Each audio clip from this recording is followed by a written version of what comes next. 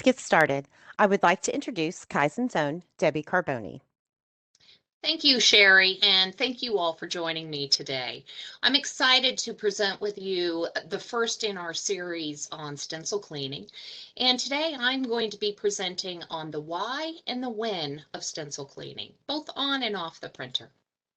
So I think we can all agree that there are many different factors that influence us achieving a good print. There's always the stencil, there is the printer setup, the solder paste, and of course the cleaning process, both on and off the printer. And each one of these factors has many different influencing elements to them as well. But we also understand that the goal is to achieve a good print. And in order to do that, an ideal stencil condition needs to be achieved. And that means achieving a stencil that does not have any flux buildup or solder balls in either the aperture walls or on the bottom side of that stencil. I also want to take a moment to remind you that your stencils touch every single surface mount assembly board that you build today, every single one. And part of that success in building those boards with higher yields is actually paying attention to the cleanliness, both on the printer as well as off the printer. Back in 2012, we did some studies using a UV cured tracer in a solder paste. Don't use this in your manufacturing process, but it did give us the opportunity to really understand where the flux and solder balls are going and how they behave under certain conditions.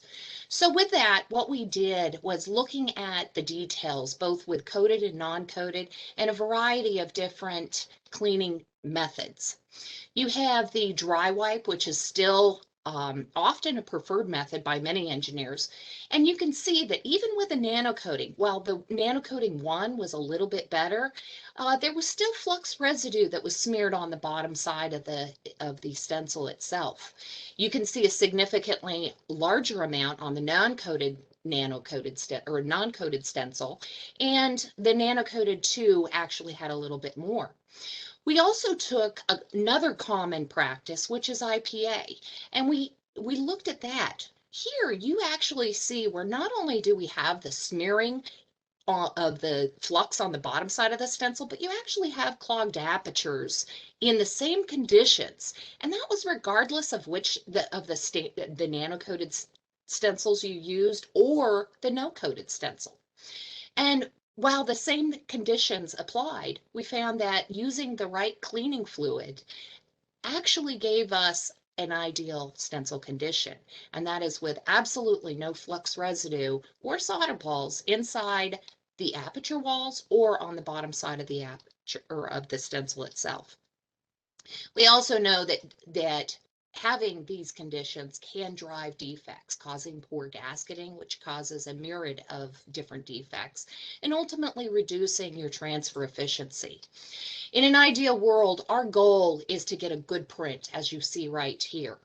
Unfortunately, when we don't pay attention to the details, what we often find is you see a little bit of insufficiency and even some bridging that can occur.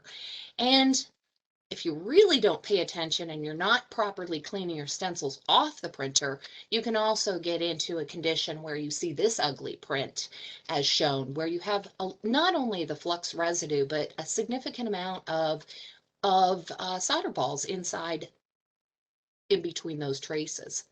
What we actually find is that when you don't pay attention, you can create situations where you have complete aperture blockages, which result in complete skips. So we ask ourselves the question, why is cleaning important? Well, it comes down to profit and costs. If you are paying attention to your cleaning process as well as the other details, you can increase your yield significantly. If you're not paying attention to those details, you're going to find that you are spending a lot of time on both rework as well as misprints. And that can lead to not only a cost and an impact on your profits, but it can also cost you time and energy. And that time and energy can result in delayed shipping schedules as well. So let's talk about when we need to do this cleaning. For on the printer, I often look at it as taking a sponge bath. It does an okay job, but ultimately when you're really dirty, you got to go take a shower. On the printer, typically wiping is usually programmed in about every 2 to 10 prints. We also know that the smaller the aperture, the more frequent the cleaning is needed, regardless of what type of stencil you're using. We also see that most engineers are trying to wipe as little as possible, and they're often using that dry wipe, assuming that it's going to save not only time, but also money. The other factor is that the work is often only done on a few of the new boards that come in, the new board designs, or not really any at all. They just said, well, 2 prints works all the time. And the work is actually determining what you can actually print, how many prints you can do between wipes and be successful. And when a problem arises, it's really good to take 5 minutes and figure out what's going on. Where is that defect? What of those influencing factors are creating it? So today I'd like to share with you 3 different tips. The first of that is the work. And by doing the work, what I'm talking about is take your new board design that comes in and run a simple step process. First, you're going to go and print 2 to 3 boards. Then you're going to take and inspect that stencil using your vision system or manually and look inside the aperture walls, but also on the bottom side, inspecting for both solder balls as well as flux. You're going to repeat that process until you see bleed out on the bottom of that stencil that can cause bridging, etc. Let's assume that you take and you're able to print 12 boards before you see that bleed out. And on that 12th board, you see that bleed out. So that's going to tell you right then and there that you're going to want to establish your wipe process to be programmed for every 10 prints. Now, important key element is to make sure that when you're doing this test, that you don't have any unwanted pauses, because that pause can actually create insufficient data. Tip number 2 is ask yourself and your process engineers, how many prints are you doing? If you're printing only 5 prints or less before a wipe, chances are you've got something going on and you can definitely improve your yields. One of 3 conditions is happening. You either A, have the wrong cleaning fluid or none at all, or B, you're using your default printer settings and haven't changed them at all, or C, you're doing both. And we often see that that is more often the case than not. Now let's talk about taking that shower. There are many different ways to clean your stencil off the printer, whether it's manual all the way to fully automated. And of course, we also have ultrasonic and spray and air options. When you have that shower, when it's required, there are three key conditions that are required in order for you to have success. The first condition is after any long pause between prints. If you take that pause, you run that wipe sequence afterwards, and you still see solder balls or flux build up, either in the aperture walls or on the bottom side of that stencil, it's time to take and send that stencil for a complete shower. The second condition is when you finish your print job. I don't care whether you're printing 50 prints or you're printing 500. The bottom line is that when you finish that job, it's really important to go ahead and go and clean that stencil. The third process condition is really the data, the work that you need to do to establish when you should regularly clean that stencil. And that's assuming that you're printing the same product for multiple hours at a time.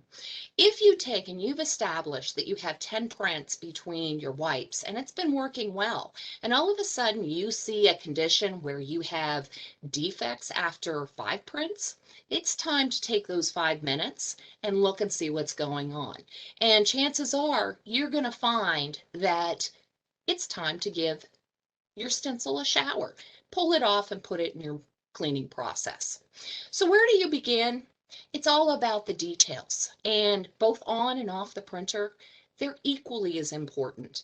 It's important to use the data to determine both your frequency as well as the cleaning fluid that's best for your process. It's also really critical to consider that the cost per gallon, liter, paper roll inch, type of paper does not equal the cost of your cost per print.